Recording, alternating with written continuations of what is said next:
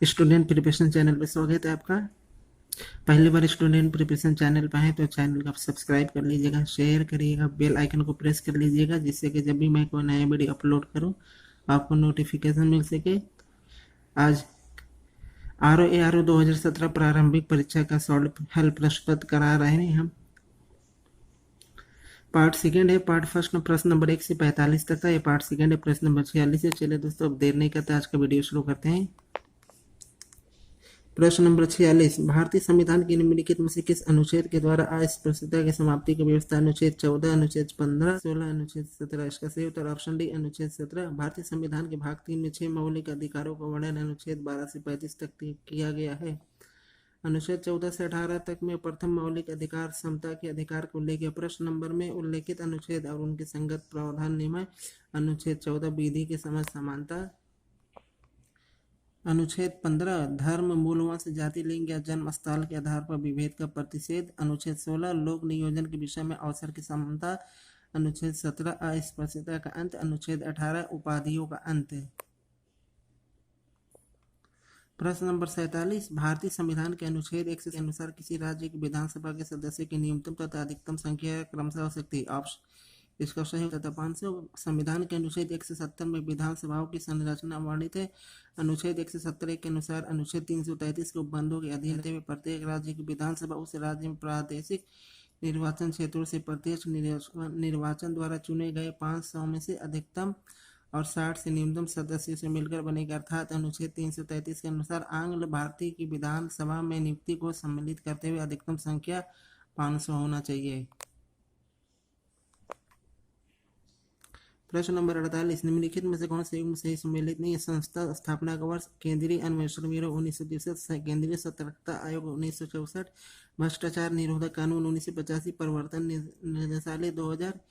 इसका विकल्प में दिए गए कोई उत्तर नहीं है। इसकी व्याख्या देखते हैं। केंद्रीय अन्वेषण ब्यूरो 1963, केंद्रीय सतर्कता आयोग 1964, भ्रष्टाचार निरोधक कानून 1988, प्रवर्तन निदेशालय 1956। आयोग द्वारा यह प्रसार कर दिया गया है। प्रश्न नंबर 49, प्रशासनिक सुधार आयोग 1967 जिसने पहली बार लोकपाल तथा लोकायुक्त बनाने की संतुष्टि की थी, के अध्यक्ष थे? ए मोरारजी देसाई, बी के संथानन, सी चौधरी चरण सिंह, डी बाबू जगजीवन राम। सही उत्तर ऑप्शन ए मोरारजी देसाई। भारत में प्रथम प्रशासनिक सुधार आयोग का गठन मोरारजी देसाई की अध्यक्षता में 5 जनवरी 1966 ईस्वी को किया गया। बाद में 1967 ईस्वी में इस आयोग के हनुमंतैया को बनाया गया। प्रथम प्रशासनिक सुधार आयोग ने ही सर्वप्रथम भारत में लोकपाल एवं लोकायुक्त की स्थापना का सुझाव दिया था। द्वितीय प्रशासनिक सुधार आयोग 31 अगस्त 2005 आया गया। इसके अध्यक्ष वीरप्पा मोइली थे। प्रश्न नंबर 50, भारतीय संविधान के 17वें संविधान संशोधन द्वारा भारत के राष्ट्रपति के चुनाव में जिन 2 केंद्रीय शासित प्रदेशों को भाग लेने का अधिकार दिया, इसका सही उत्तर है ऑप्शन बी दिल्ली तथा पांडिचेरी। भारतीय संविधान के 17वें संविधान भारत के राष्ट्रपति के निर्वाचन मंडल में पांडिचेरी तथा दिल्ली की विधानसभाओं के सदस्यों को शामिल किया गया। भारत के संविधान के अनुच्छेद 54 के अनुसार राष्ट्रपति के निर्वाचक मिलित संसद के दोनों सदनों के निर्वाचित सदस्य, राज्यों की विधानसभाओं के निर्वाचित सदस्य तथा तीसरा दिल्ली तथा पांडिचेरी विधानसभाओं के निर्वाचित सदस्य। प्रश्न नंबर 51, पंचायती राज संस्थाओं में महिलाओं निम्नलिखित में से कौन सा कथन सही है? इसका प्रावधान संविधान के अनुच्छेद 243 घ 3 में किया गया। यह आरक्षण अनुच्छेद 334 में विनिर्दिष्ट अवधि की समाप्ति पर प्रभावी नहीं रहेगा। नीचे दिए गए से सही उत्तर चुनिए। इसका सही उत्तर ऑप्शन ए यानी केवल एक कथन सही है। व्याख्या देखते हैं इसकी। संविधान के अनुच्छेद 243 घ 3 के अनुसार प्रत्येक पंचायत में प्रत्यक्ष निर्वाचन द्वारा भरे जाने वाले स्थानों की कुल संख्या के और ऐसे स्थान किसी पंचायत में भिन्न भिन्न निर्वाचक क्षेत्रों को चक्रानुक्रम से आवंटित किए जा सकेंगे। इस प्रकार प्रश्नगत कथन एक साथ है, जबकि अनुच्छेद 314 में विनिर्दिष्ट आरक्षण की अवधि 70 वर्ष लोकसभा और राज्यसभा की विधान सभाओं में आंग्ल भारतीय समुदाय के प्रतिनिधि और एसटी से संबंधित न कि पंचायतों से। इस प्रकार प्रश्न का कथन 2 असत्य है। प्रश्न नंबर 52, भारतीय संविधान के 73वें संविधान संशोधन ने पंचायतों को स्वशासन की संस्था स्वीकार किया। कथन 2, इसमें शहरी स्थानीय सरकार को स्वशासन की संस्था में स्वीकार किया गया। नीचे रिपोर्ट सही उत्तर चुनिए। इसका सही उत्तर ऑप्शन सी केवल एक कथन सही है। उसकी व्याख्या आप देखते हैं। भारतीय संविधान के 73वें संविधान संशोधन 1992 द्वारा संविधान में एक नया भाग 9 तथा अनुसूची 11वीं को जोड़ी गई, जिसमें 29 विषय और पंचायती व्यवस्था को संवैधानिक दर्जा प्रदान किया गया, जबकि 74वें संविधान संशोधन 2000 शहरी स्थानीय स्वशासन संस्थाओं को संवैधानिक दर्जा दिया गया। शहरी स्थानीय सरकार को 18 विषय संबंधित कार्य दिए गए। इस प्रकार प्रश्न कथन 1 सत्य जबकि कथन 2 असत्य है। प्रश्न नंबर 53, उत्पादक कीमत सूचकांक मापता है। उत्पादित वस्तु और सेवाओं की कीमत के औसत परिवर्तन को उत्पादित वस्तु एवं सेवाओं की कीमत के ऑप्शन बी उत्पादित वस्तु और सेवाओं की कीमत के मामूली परिवर्तन को ऑप्शन सी उत्पादित वस्तु एवं सेवाओं की कीमत के कुल परिवर्तन को उपरोक्त में से कोई निष्कर्ष है उत्तर ऑप्शन ए उत्पादक वस्तु और सेवाओं की कीमत के औसत परिवर्तन को। उत्पादक कीमत सूचकांक उत्पादित वस्तुओं की सेवाओं की कीमत के औसत परिवर्तन को मापता है। उत्पादन कीमत सूचकांक की संरचना तथा कार्य विधियां सुझाने के लिए 21 अगस्त 2024 को प्रोफेसर बी.एन. गोलदार की अध्यक्षता में एक कार्यदल ने अपनी रिपोर्ट 31 अगस्त 2017 को प्रस्तुत किया। प्रश्न नंबर 54, भारत के राज्यों में कौन सा राज्य चावल के सर्वाधिक उत्पादन प्रति हेक्टेयर करता है। ए पश्चिम बंगाल, बी पंजाब, सी हरियाणा, भी उत्तर प्रदेश, सी हरियाणा, डी पंजाब। सही उत्तर ऑप्शन डी पंजाब। देश की कुल चावल उत्पादन में सर्वाधिक उत्पादन पश्चिम बंगाल का है, जबकि सर्वाधिक प्रति हेक्टेयर उत्पादकता पंजाब राज्य में। भारत में कुल कृषि क्षेत्र के 32% भाग पर धान की खेती जाती है। यहाँ संपूर्ण विश्व का 21.6% धान उत्पादन किया जाता है। प्रश्न नंबर 55, सूची 1 को सूची 2 से सम्मिलित कीजिए। सूची 1 फसल या पौधारोपण। सूची 2 सर्वाधिक उत्पादक राज्य। जूट केरल, चाय उत्तर प्रदेश, गन्ना असम, रबड़ पश्चिम बंगाल। का सही उत्तर ऑप्शन ए यानी 4 3 2 1 यानी जूट आपका आएगा पश्चिम बंगाल, चाय आपका आएगा असम, गन्ना आएगा आपका उत्तर प्रदेश, रबड़ आएगा केरल। इसकी व्याख्या आप देख इसकी व्याख्या इस प्रकार है। जूट में पश्चिम बंगाल, चाय असम, गन्ना उत्तर प्रदेश, रबड़ केरल। प्रश्न नंबर 56, निम्नलिखित में से कौन सी एजेंसी भारत में कृषि सामानों के निर्यात से सम्मिलित नहीं है। Option A NAFED, option B state trading corporation, option C IFFCO, option D MMTC. सही उत्तर option C IFFCO. NAFED, state trading corporation और एमएमटीसी कृषि उत्पादों की प्रमुख निर्यातक संस्थाएं, जबकि इफको मुख्यतः रासायनिक उर्वरकों के उत्पादन और निर्यात से संबंधित है। उल्लेखनीय खनिज और धातु व्यवहार कॉर्पोरेशन एमएमटीसी वर्ष 1963 में स्थापित भारत की प्रथम ऐसी अंतर्राष्ट्रीय व्यापारिक संस्था है जिसे सुपरस्टार ट्रेडिंग हाउस का दर्जा प्रदान किया गया, और यह पहला सार्वजनिक उपक्रम है जिसे निर्यात में महत्वपूर्ण योगदान हेतु गोल्डन सुपरस्टार ट्रेडिंग हाउस का दर्जा दिया गया। यह भारत से खनिजों का निर्यात करने वाला सबसे बड़ा निर्यातक है। यह संस्था भारत के कृषि उत्पादों को अग्रणी निर्यातकों व आयातकों में भी शामिल है। कंपनी के थोक निर्यात में चावल, गेहूं, दालें, चीनी, चाय, कॉफी, जूट आदि शामिल है। प्रश्न नंबर 57, स्टॉक एक्सचेंज में निम्नलिखित में से कौन सट्टेबाजी नहीं है। ए दलाल, बी तेजड़िया, सी मंदड़िया, डी स्टैक। सही उत्तर ए दलाल। दलाल स्टॉक एक्सचेंज में माध्यम की भूमिका का निर्वहन करता है, न कि सट्टेबाज का। उल्लेखनीय कि भारत स्टॉक एक्सचेंज 4 प्रकार के सट्टेबाज कार्य करते: स्टैग, लेमड़क, तेजड़िया तथा मंदड़िया। प्रश्न नंबर 58, विद्युत चुंबकीय प्रेरण पर आधारित युक्ति है। ए धारामापी, बी विभवमापी, सी डायनेमो, डी विद्युत मीटर। इसका सही उत्तर ऑप्शन सी और डी दोनों है।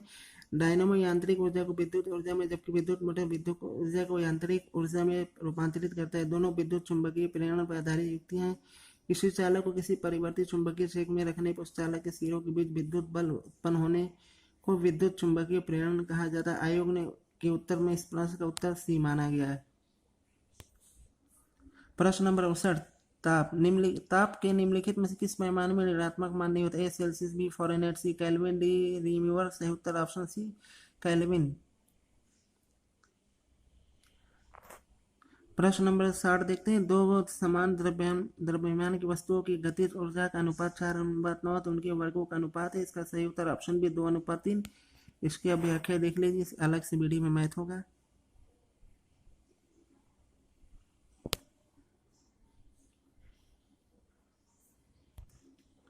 प्रश्न नंबर 61, उष्मा की इकाई निम्नलिखित में से कौन नहीं। ए सेंटीग्रेड, बी कैलोरी, सी अर्ग, डी जूल। सही उत्तर ऑप्शन ए सेंटीग्रेड। सेंटीग्रेड ताप की इकाई तथा अर्ग उष्मा की सीजीएस इकाई, जबकि कैलोरी जूल उष्मा की एसआई इकाई है। इस प्रकार कैलोरी जूल और अर्ग उष्मा की इकाई है। प्रश्न नंबर 62, निम्नलिखित में से कौन से पदार्थ शाकनाशी। ए क्लोरोपाइरीफॉस, बी कार्बेन कार्बेंडाजिम, सी क्विनिला क्विनलफास, डी ब्यूटाक्लोर। सही उत्तर ऑप्शन डी है, ब्यूटाक्लोर। इसका व्याख्या, ब्यूटाक्लोर शाकनाशी रसायन होता है, जबकि क्लोरोपाइरीफॉस खरपतवारनाशी, कार्बेंडाजिम कवकनाशी और क्विनोलाफॉस कीटनाशी रसायन होता है। प्रश्न नंबर 63, निम्नलिखित में से कौन सा बहुलक जैव निम्नीकृत नहीं किया जा सकता? ए सेलुलोज, बी स्टार्च, सी प्रोटीन, डी पीवीसी। सही उत्तर ऑप्शन डी पीवीसी। इसकी व्याख्या देखते हैं। जैव निम्नीकृत पदार्थ उससे कहा जाता है तो प्राकृतिक एजेंट जैसे कवक, बैक्टीरिया, पराबैंगनी किरणों आदि की सहायता से विघटित हो जाते हैं, जैसे सेलुलोज, स्टार्च, प्रोटीन आदि। जबकि वे पदार्थ जो प्राकृतिक प्रक्रियाओं के माध्यम से विघटित नहीं होते उन्हें गैर जैव निम्नीकृत पदार्थ कहा जाता है, जैसे स्क्रैप धातुएं, पीवीसी, प्लास्टिक आदि। गैर जैव निम्नीकृत पदार्थ पर्यावरण के प्रत्यक्ष प्रदूषक के रूप में कार्य करते हैं। प्रश्न नंबर 64, निम्नलिखित में से कौन से युग्म सही सम्मिलित नहीं? Aluminium oxide, copper, cinnabar, zinc, calamine, iron, haematite. इसका सही उत्तर ऑप्शन बी कॉपर, सिनेबार। इसकी व्याख्या देखते हैं। धातु अयस्क, एल्युमिनियम ऑक्साइड का अयस्क है कॉपर, पाइराइट्स क्यूपराइट्स का अयस्क है पारा, सिनेबार, जिंक, कैलामाइल, आयरन धातु का अयस्क है हेमेटाइट। प्रश्न नंबर 65, समुद्री घास निम्नलिखित में तत्व का मुख्य महत्वपूर्ण स्रोत है? आयोडीन, बी क्लोरीन, सी ब्रोमीन। ऊपर में से कोई नहीं। सही उत्तर ऑप्शन ए क्लोरीन। समुद्री घास आयोडीन का मुख्य तथा महत्वपूर्ण स्रोत है। आयोडीन एक सूक्ष्म पोषक तत्व जो बढ़ते शिशु को मस्तिष्क विकास और थायराइड प्रक्रिया के लिए अनिवार्य होता है और शरीर के तापमान को भी नियमित करता है। आयोडीन की कमी से घेंगा नामक रोग होता है। चूंकि आयोडीन शरीर में जमा नहीं रह सकता इसलिए इसे दैनिक आधार पर लेना पड़ता है। प्रश्न नंबर 66, प्रकाश संश्लेषण प्रक्रिया के निम्नलिखित में से किसकी उपस्थिति आवश्यक नहीं है? सूर्य का प्रकाश, बी ऑक्सीजन, सी जल, डी कार्बन डाइऑक्साइड। सही उत्तर ऑप्शन बी ऑक्सीजन। प्रकाश संश्लेषण वह प्रक्रिया जिसके द्वारा हरे पौधे सूर्य के प्रकाश और हरित लवण की उपस्थिति में जल एवं कार्बन डाइऑक्साइड के सहयोग से कार्बोहाइड्रेट का निर्माण करते हैं। इस प्रक्रिया में उत्पाद के रूप में ऑक्सीजन निर्मित होती है। इसका देखिए C6O2 प्लस 12H2O से रिएक्शन किया C6H12O6 plus C6H2O plus 6O2। प्रश्न नंबर 67, निम्नलिखित में से कौन से युग्म सही सम्मिलित नहीं है? अमरबेल, तान परजीवी, चंदन जड़ परजीवी, आर्किड अधिपादप, घटपर्णी जलोदभिद। सही उत्तर ऑप्शन डी घटपर्णी जलोदभिद। इसका उत्तर देखते हैं। इसकी व्याख्या देखते हैं। पादप प्रकार, अमरबेल तना परजीवी है, चंदन जड़ परजीवी, आर्किड अधिपादप है, घटपर्णी कीटभक्षी है यह। प्रश्न नंबर 68, निम्नलिखित हार्मोनों में से कौन सा स्त्रीलिंग हार्मोन है? ए एंड्रोस्टेरोन, बी टेस्टोस्टेरोन, सी एस्ट्रोजन, डी थायरॉक्सिन। सही उत्तर सी एस्ट्रोजन। मुख्य रूप से अंडाशय से उत्पन्न एस्ट्रोजन महिलाओं में प्रजनन और यौन विकास में मुख्य भूमिका निभाता है। इसके 3 प्रकार होते हैं: एस्ट्रोजन, एस्ट्रोडियोल एवं एस्ट्रियोल। एंड्रोस्टेरोन और टेस्टोस्टेरोन नर सेक्स हार्मोन है, जबकि थायरॉक्सिन थायराइड ग्रंथि से स्रावित होने वाला मुख्य हार्मोन है। प्रश्न नंबर 69, निम्नलिखित में से कौन से युग्म सही सम्मिलित नहीं? विटामिन डी सूखा रोग, विटामिन सी मसूड़े से खून आना, विटामिन ए गठिया, विटामिन डी B1 बेरी। सही उत्तर ऑप्शन सी विटामिन ए गठिया। प्राकृतिक अपशिष्ट पदार्थ यूरिक एसिड के शरीर में जमाव से गठिया अथवा गाउट नामक रोग होता है, जबकि विटामिन ए की कमी से रतौंधी नामक रोग होता है। शेष विकल्प सम्मिलित है। विटामिन बी का रासायनिक नाम है थायमिन, विटामिन डी का रासायनिक नाम है कैल्सिफेरॉल, विटामिन सी का रासायनिक नाम है एस्कॉर्बिक अम्ल। प्रश्न नंबर 70, निम्नलिखित में से कौन से युग्म सही सम्मिलित नहीं? क्लोरोमाइसेटिसिन, टाइफाइडाइसाई, क्रिस्टल वायलेट प्रतिरोधी, क्विनैन मलेरिया रोधी, एस्पिरिन निषेधक। सही उत्तर ऑप्शन डी एस्पिरिन निषेधक। क्लोरोमाइसिन टाइफाइड नाशी है, क्रिस्टल वायलेट प्रतिरोधी, क्विनैन मलेरिया रोधी, एस्पिरिन दर्द निवारक।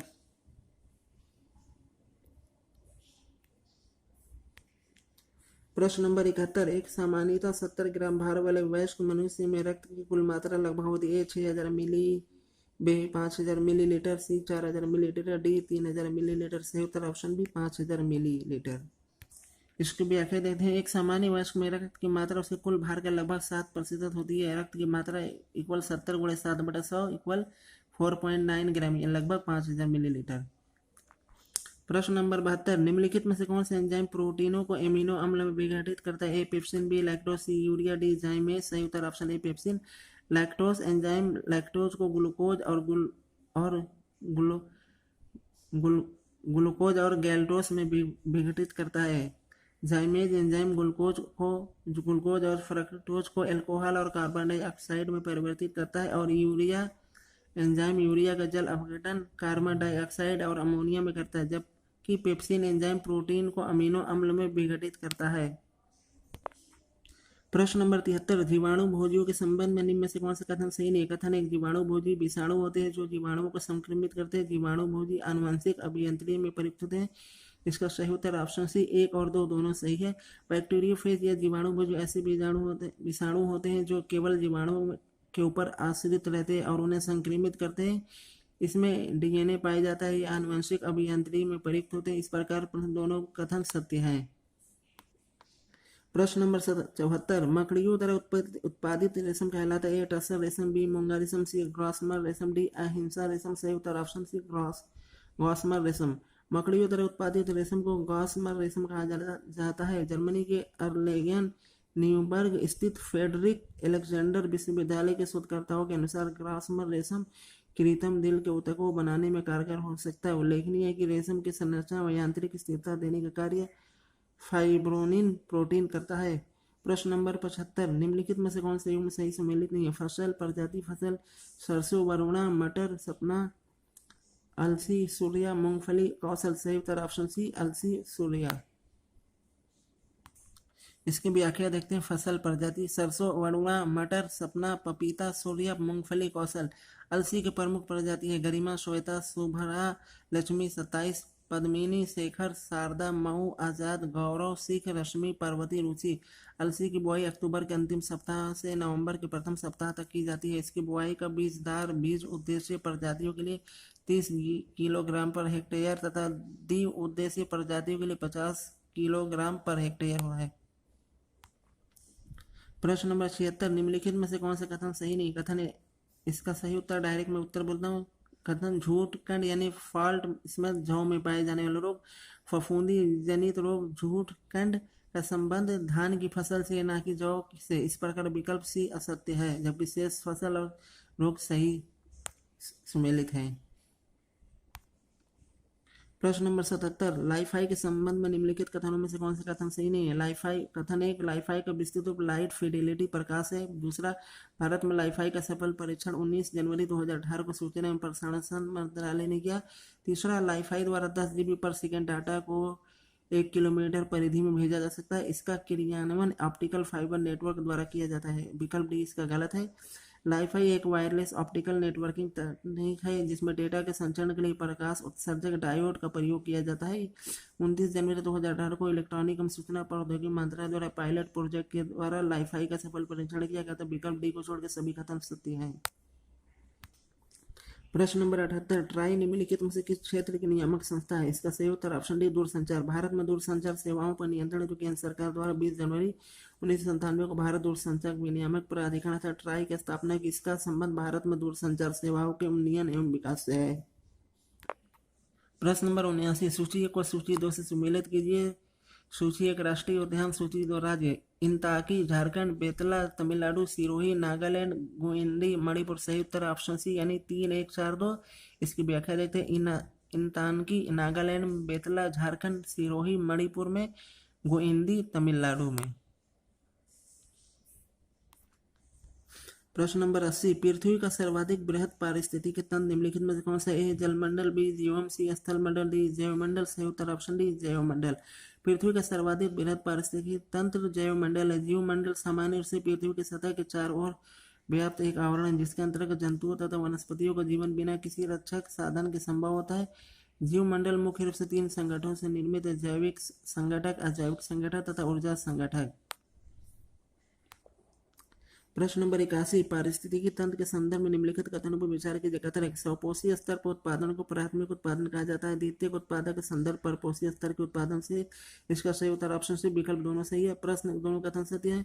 स्वपोषी स्तर पर उत्पादन को प्राथमिक उत्पादकता कहा जाता है, जबकि परपोषी स्तर के उत्पादन को द्वितीयक उत्पादकता कहा जाता है। उल्लेखनीय कि पारिस्थितिकी तंत्र में जैविक संगठनों को दो प्रमुख भागों में विभाजित किया जाता है, स्वपोषी संगठन और परपोषी संगठन।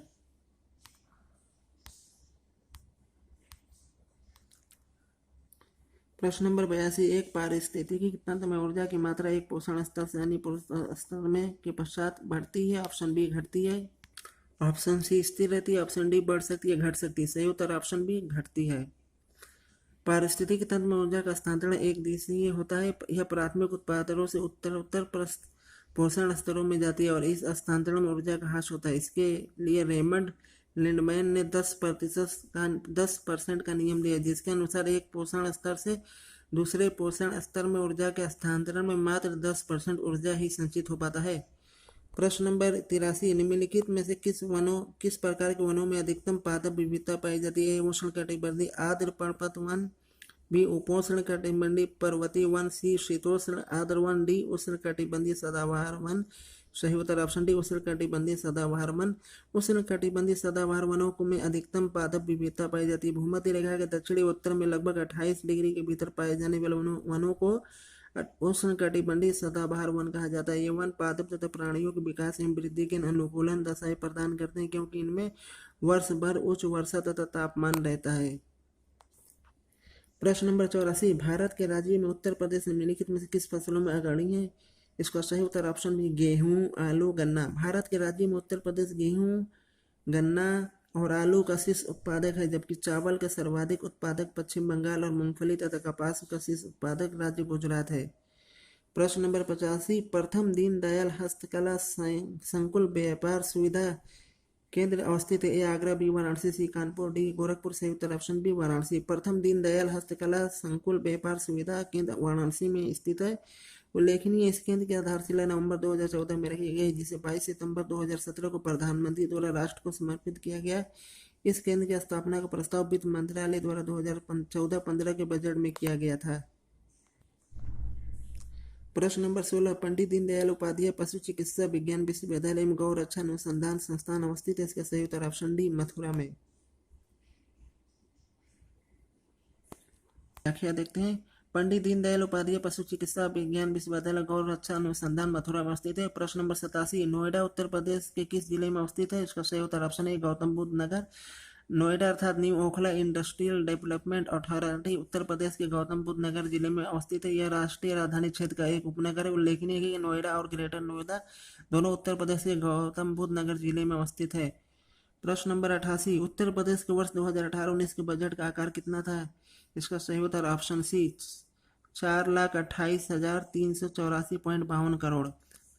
उत्तर प्रदेश के वर्ष 2018-19 के बजट का आकार 4,28,384.52 करोड़ रुपए, जो वर्ष 2017-18 के बजट के सापेक्षिक 11.4% अधिक है। 2019-20 के बजट का आकार 4,79,701.10 करोड़ है, जो वर्ष 2018-19 के बजट के सापेक्ष 12% अधिक है। प्रश्न नंबर 89, निम्नलिखित कथनों पर विचार कीजिए। कथन ए, भोजपुरी पूर्वी उत्तर प्रदेश की लोक भाषा है। कन्नड़ भी पूर्वी उत्तर प्रदेश के लोग अन्य भाषाओं में असहज होते हैं। नीचे दिए कोट सही उत्तर दिए। इसका सही उत्तर ऑप्शन सी ए सही है, किंतु आर गलत है। कथन सत्य है क्योंकि भोजपुरी पूर्वी उत्तर प्रदेश की लोक भाषा, जबकि कारण असत्य है क्योंकि पूर्वी उत्तर प्रदेश के लोग भोजपुरी के अतिरिक्त अन्य भाषाओं को भी बोलने में सहज होते हैं।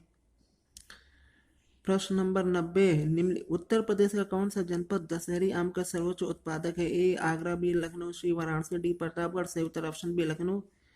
उत्तर प्रदेश का लखनऊ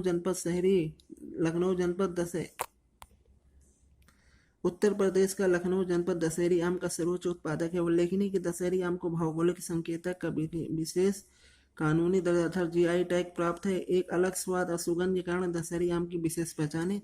चलिए दोस्तों, आज का वीडियो ही समाप्त करते हैं। प्रश्न पार्ट सेकंड था। प्रश्न नंबर 91 से पार्ट थर्ड में आएगा। स्टूडेंट प्रिपरेशन चैनल पर पहली बार आए तो चैनल को सब्सक्राइब करिएगा, शेयर करिएगा, बेल आइकन प्रेस कर लीजिएगा, जिससे आपको नोटिफिकेशन बन सके। चलिए दोस्तों, आज का वीडियो समाप्त करते हैं यहीं पे।